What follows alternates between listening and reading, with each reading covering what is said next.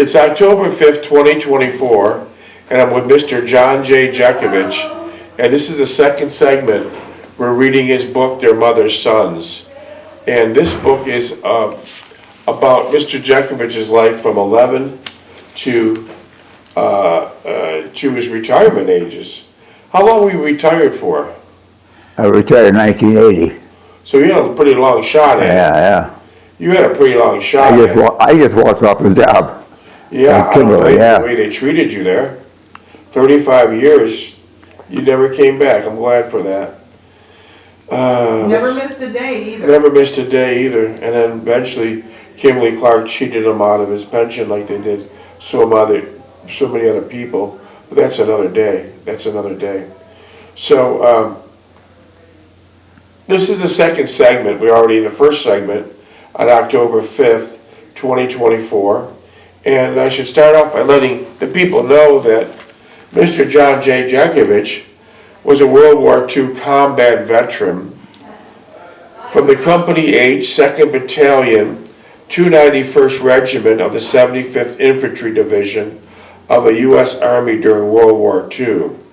Mr. Jeckovich lived by the motto then, and he lives by the same motto now, which is yesterday is history, tomorrow is a mystery, and today is a gift. So I'll continue reading, but what is your dog tag number? 426-595. Great. And by the way, Mr. Jeckovich, if you didn't hear this in the first segment, it's great for me to let you know now. On October 17th, 2024, Mr. Jeckovich will be 99 years old. Mr. Jeckovich will be 99 years old. October 17th, 2024. If you want to text Mr. Jeckovich a happy birthday wish, or if you have a question for this World War II vet, text us at 407-366-0000. 407-366-0000. We affectionately refer to Mr. Jeckovich 99th birthday coming up, October 17, as Mr. Jeckovich, you'll be celebrating the 78th anniversary of your 21st birthday. Mr. Jeckovich, you'll be celebrating your 78th anniversary of your 21st birthday. And that makes Mr. Jeckovich chuckle and makes him feel a little bit younger. But makes him feel a little bit younger. He's celebrating his 78th anniversary of his 21st birthday. He's in great health, knocking on the door in less than 10 days of 99. Mr. Jeckovich could still read the newspaper with no glasses. If he shook your hand, he'll knock you to the ground. It's so strong. Mr. Jeckovich never took a prescription, never took a vitamin. Mr. Jeckovich never smoked or drank, of course. And Mr. Jeckovich jogged for 80 years, right? Yeah. What got you started in jogging? What started? What got you started? I read the book on it. And what was the book about? He said that he was committed to running, and he said the best thing to do is not medicine or anything. Get out there and run continuous. Don't run and stop, Set a goal, say set 2 miles, the next day set 2-3 miles, 0.6 or 7, but never stop and go. When you go out there and run continuously, then stop. So you don't want to run and stop and go, but if you're starting off and you're not capable of running long distance, do a mile for a week. Yeah. And then maybe the next week, a mile and a half. Yeah. But don't do you build up. Don't do stop and go. When Mr. Jeckovich started running many decades ago, jogging was not fashionable, by no means. When Mr. Jeckovich would be jogging down the road with his old boots and corduroy pants and a nasty old t-shirt, people would yell to him, "Hey, can't you afford the car?" What else they say to you? Hey, jerk, get off the road. Hey, jerk, get off the road. Or, hey, you need a ride. And sometimes, if the people driving past were especially nasty and disturbed, they would throw a Genesee beer can at Mr. Jeckovich. And it's interesting, Genesee was the big beer then, I don't know if it is now, but that's what they'd throw a whip at him. And sometimes those beer cans, as today, the tab stays on them, but back then the tab, it comes right off. So Mr. Jeckovich was before his time. He wasn't jogging for transportation. He was jogging for health. And apparently it worked. And all those people that mocked him and said, hey, bum, jerk, get off the road. Oh yeah, they're all pushing up daisies. They're all pushing up daisies. And look at your screen, there he is. 99 years old and in perfect health. In perfect health. And he done it down to the basics. Corduroy pants, boots, t-shirt, total wardrobe, $4. On the way to the studio today, Mr. Jeckovich, I seen many joggers, and some of them had some very expensive uniforms, like $500 and $600, I imagine. They had bright colored pants and matching shirt, matching hats, matching gloves, and they had water bottles strapped around their waist. Yeah. And they also had like timers and tickers and beepers and all this several beautiful shoes, unbelievable shoes. Now, as years went on, did you start dressing in that attire? Do I? As years went on, when jogging became fashionable, did you dress in that kind of attire? No. You never did? I went with a pair of pants and a t-shirt, and that's it, a pair of what was they, Brad, sneakers then. I got them at Walmart's. So you were bare bones. Yeah. And your whole goal was to jog, right? Yeah. You weren't going to try to make a statement. I just want to do the physical activity. Would you ever put on those bright colored clothes? Yeah. And shirts? Or put a shirt. I'm a jogger. Would you ever do that? Yeah. And would you ever have a water bottle wrapped around your waist? No. Would you ever have an earphone in there listening to the music? No. Would you ever have a matching hat, bright colored? No. Oh, wow. I'm glad. You brought it down to basics and it worked. Yeah. So these people spending $500 and $600 for these tight. And then they wouldn't run. If they wouldn't run, what would they do? They put them on normally, and then say that I'm a jogger. I'm a jogger. So it was a fashion statement they were doing. Oh, yeah. Yeah. And these suits they wear are really tight. I think they're like a leotard material. Yeah. And the worst thing you could possibly see, and these bright oranges and yellows and purples, the worst thing you could see is someone wearing these bright colored jogging, they're uniforms, they're not suits, they're uniforms with matching hats and gloves and shoes with a big fat ass. That's the worst thing you could see. Yeah. I always say, how attractive. They stop for about 10 minutes and stop. How attractive with that big ass wearing that tight jogging uniform. Oh, brothers. Maybe they should put the old clothes on. Put the old clothes on and get rid of those nylons. That's disgusting.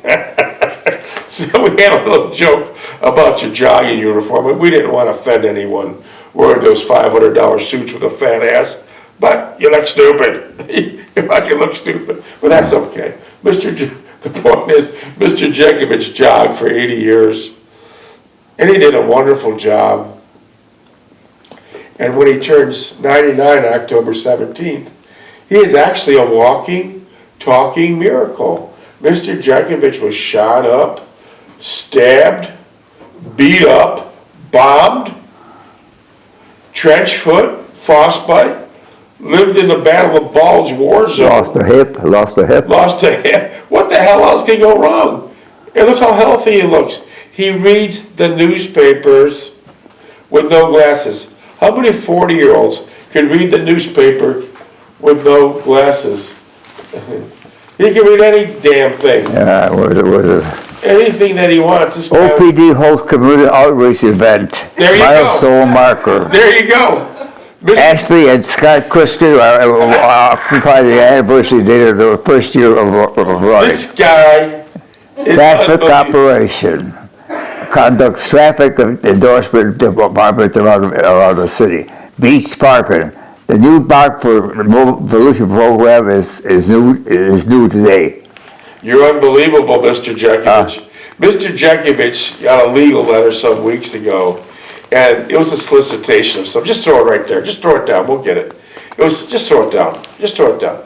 It was some solicitation.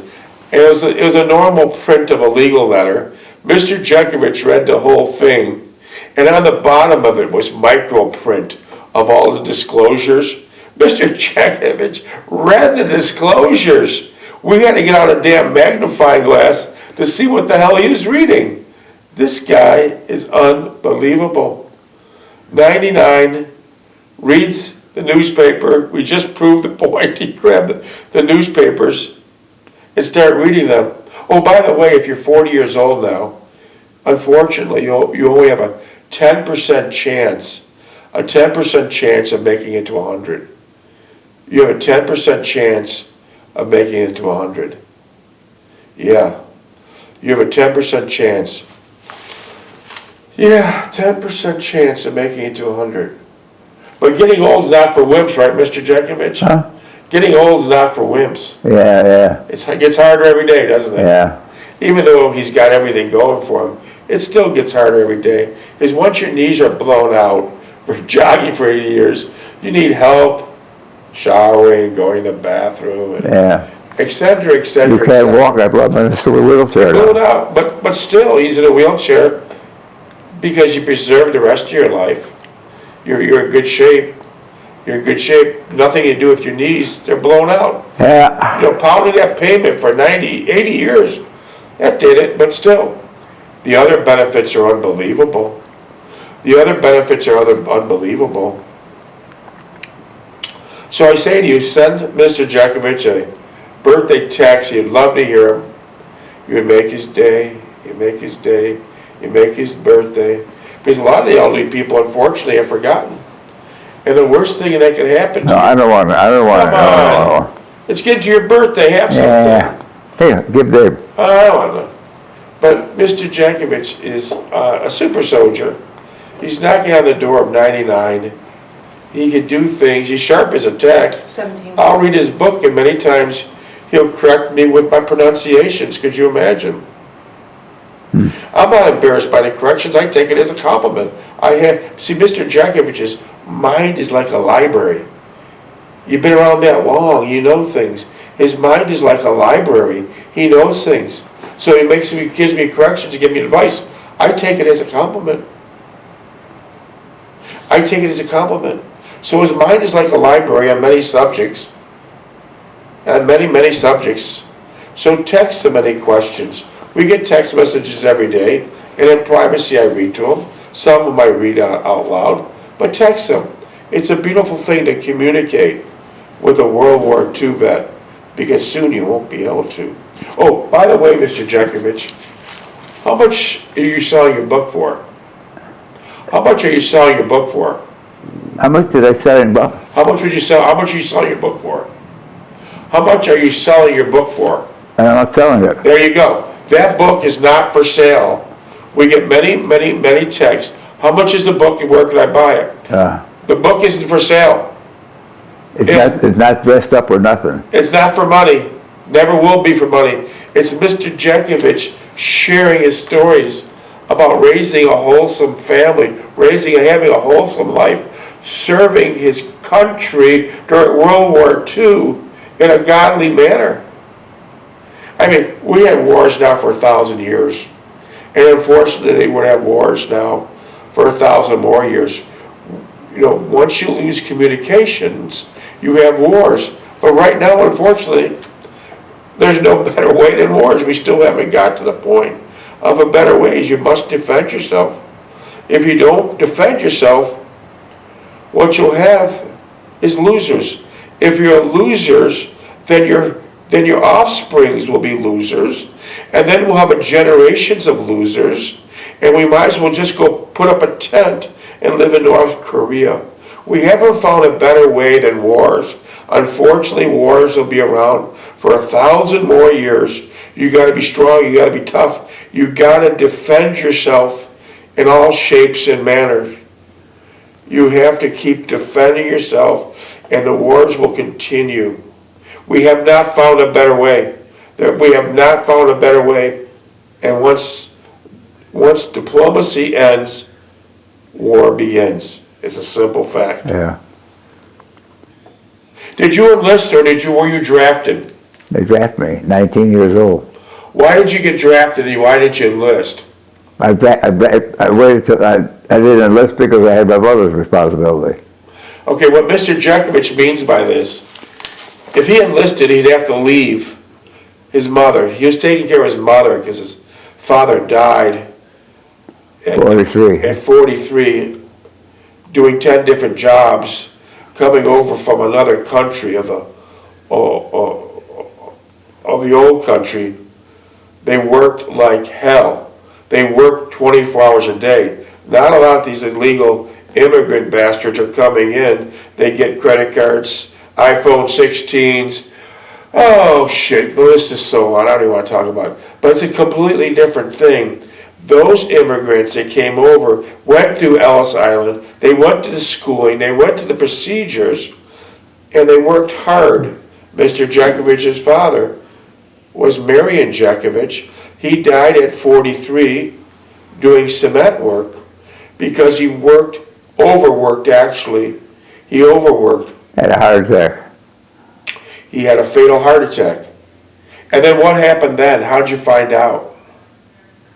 That he had a heart attack. I was at home, and the cop knocked on the door and said, "Your father is in the hospital, he got hurt." So I went down there, they took me down to the morgue. My father was down there, he was dead. But you thought you're going to the hospital? Yeah, I thought I was going to the hospital, yeah. The visit they said, go to his pocket, see what you got. You thought you were going to the hospital to see if you broke a leg or a hand? Yeah. Okay, tell us the story, continue. They took me down to the morgue. And what did you say? What did you say? Where the hell am I going? Yeah. No, I didn't say nothing. I said, what the hell's going on? I said, I'm going down and set him up. And what did they say? They said, we'll find it. We'll be there in a minute. And then what happened? Well, then they said, well, go through your father's pants, see what he's got. And what did your father have in his He pocket? had a can of Prince Albert, had those tissue papers that rolled the souls on. Rolling papers. Had a quarter, a dime, two pennies, and a couple dollar bills. And then what happened? And then they said, well, your father had a traumatic heart attack when he was working. And that was the day I missed it because I was doing homework. Well, you. And then my mother said, you killed your father. Well, that's not true. You couldn't change the course. Yeah. You could not change the course. And so, your father had cement on him? Huh? Your father had cement on his hands? He had cement on his hands, clothes were full of cement and that. And what were you, about 14 or 15? I was 14. So imagine today having the police come to your house, pick up 14-year-old son, tell him that his father is injured, and instead of going to the second or third floor of the hospital, they take the 14-year-old down to the morgue and say, hey, identify the body and clear out his pockets. And that was it. That was it. When the police picked you up at the house, did they take you in the hospital? No, they just dropped me off. Okay, so the police picked you up, a 14-year-old boy. They dropped you off at the front door of the hospital, and they were gone. Yeah, and I asked the nurse, where am I going? He said, who do you need? I said, I need my father, Jeckovich. She said, well, we know where he's at. He was down in the morgue. And then that was shocking news. You know, I'm going to see my father because he busted an ankle or a finger, and now I'm going down to the morgue. I don't understand why, even then, they would take a 14-year-old boy down to the morgue. But they did, and that's just the way it was then. It wasn't nothing unusual. Yeah. That's just the way they did it. Just the way they did it. And then, now you're at the hospital, you took what little things your dad had in his pockets. Yeah. Where are those things today? Right. Those things you took out of his pockets. Food, well, I put them in a box and put them in a shelf at home, that Lord knows where they went after that. So you put them in like a shoebox. Yeah.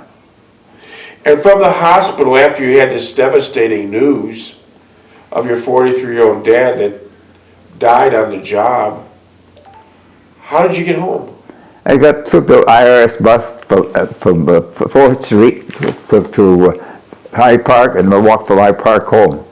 So you had to take a bus home? No. You took a bus home? Yeah. Unbelievable.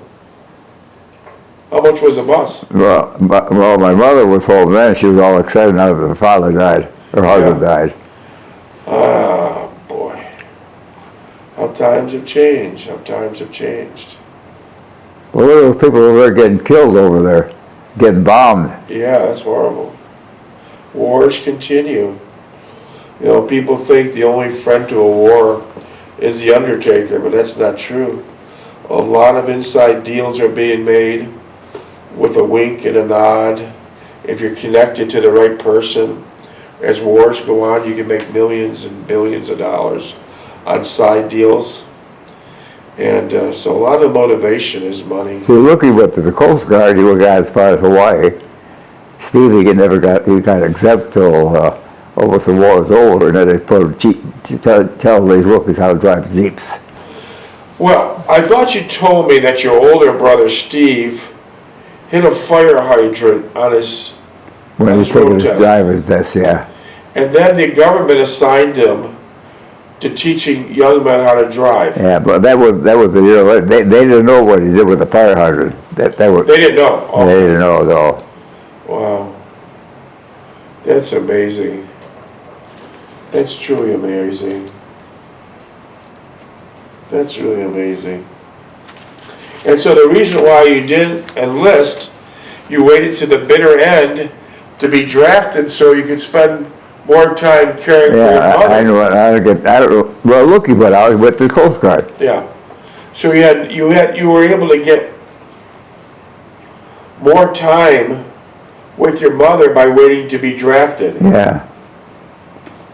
But when I had to go, either go to jail or get drafted. Yeah, well, you wouldn't have went to jail. You're going to get drafted. You did a job there. You're Purple Heart. You got a Purple Heart, 2 Bronze Stars, shot up many times, sent you to the hospital in Paris to recover. And back then, after you're wounded and you're in the hospital for 2 or 3 months, if your index finger could still squeeze the trigger of the machine gun, and if you could walk in such a fashion, what's that called? Fit for duty. Fit for duty. When they sent you back because your index finger still worked to pull the trigger of the machine gun, and you were able to walk, did you still have Band-Aids on when they sent you back? When they sent you back to the front line? Yeah, I had Band-Aids on my elbow and on my leg. And so they'll send you back. Yeah, and they said, well, when you get there, keep those out for a day or two and then take them off. What? He said, keep those bandages out a day or two till they heal and then take them off. Yeah. Wow, how times have changed. How times have changed. They needed the men. They needed the men. They were short of men, that's for sure. Wow. Did you know anyone from the 101st Division? Did you know anyone from the 101st Division? No. I stayed in my old unit, but got in there and left them. Wow. Minutes, please. 6. Okay. I'll read a little bit more. I met Delphine that Tuesday night after she got out of work. After dinner, we walked about downtown area. Since we did not want to see a movie, we walked about almost dark, not really knowing for sure where we'd go next. We window shop, and Delphine showed me much interest in the newest fashions and trends. I enjoyed watching her interest while we looked at the various store windows. She became perfectly relaxed with me, and I was pleased with that. We finally returned to the car. As we drove, she moved nearer to me and smiled, saying, "Let's just drive around for a while and not go anywhere." No, we drove to Roasted. Oh, okay. Page 572. We didn't really feel like it. I agreed with her, stating that I had not changed my system over from staying up all night and just started to adjust now. It must be terrible to work all nights. How did you do it? And for such a long period. 7 days, my goodness. I could never do that, nor would I ever want to. I listened to her as we drove along, enjoying her candid observations, at the same time observing the position of her legs as she turned from one position to another. I put my hand on her silken knee, and she would immediately lay her hand on top of mine and press down gently but firmly. She would say something like, "Watch the road," or "Be careful where you're driving. Let's not get into an accident." I would then bring both hands back to the steering wheel and pretend I was fully concentrating on my driving. She would smile and murmur, "Silly, you're half asleep now. Do you want me to drive?" She said you were half asleep. Yeah. That's what we'll do on the next time together, which will be tomorrow. Teach you to drive. I mused, putting my hand back on her knee. "You're going to see me tomorrow again?" she explained, adjusting the earring on her left earlobe. "Do you mind, or do you have another date?" "No, I don't have another date, and I only thought that you would have something to do." What could I possibly do that'd be more enjoyable than this? Delphine shrugged.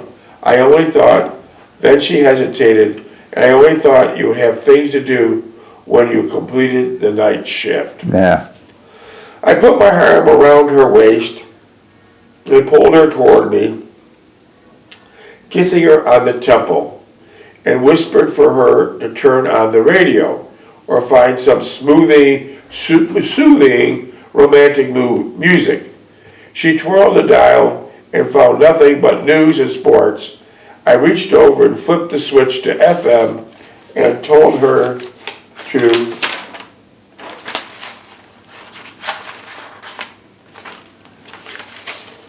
to scan the dial again. Her skirt was well above her knees, and she was so engrossed in turning the dial that she did not notice. She finally found a station with mood music, only no one talking or no advertisements. We drove along enjoying the music and sang much, almost hypnotized by the oncoming car's headlight as they whizzed by our left. "Are you asleep?" I whispered, moving my body into another position. "No," she replied sleepily. "I'm not sleeping." "What are you thinking?" I asked, taking her hand. She squeezed it, thought for a moment, and then replied, "Oh, how we met, and what I thought of you for the first time, and how right I was. That you were a lot like me, and you could have concealed it better than I and had more self-confidence than I. Boy, you got me down pretty pat, and you've known me for only a short while." I explained. What else do you know about me?" I queried, hoping for the best and expecting more accolades.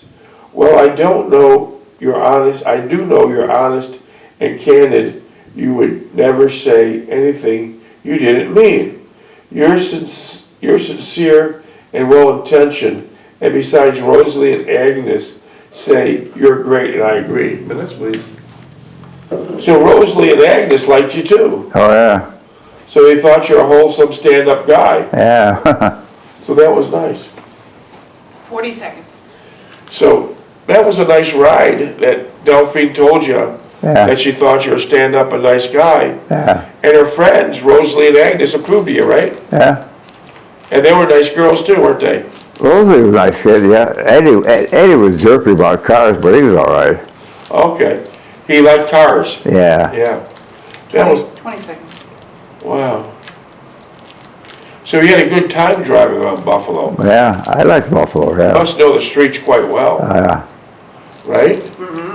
You must know the streets quite well. 5 seconds. All right. Well, I went to school there. I went to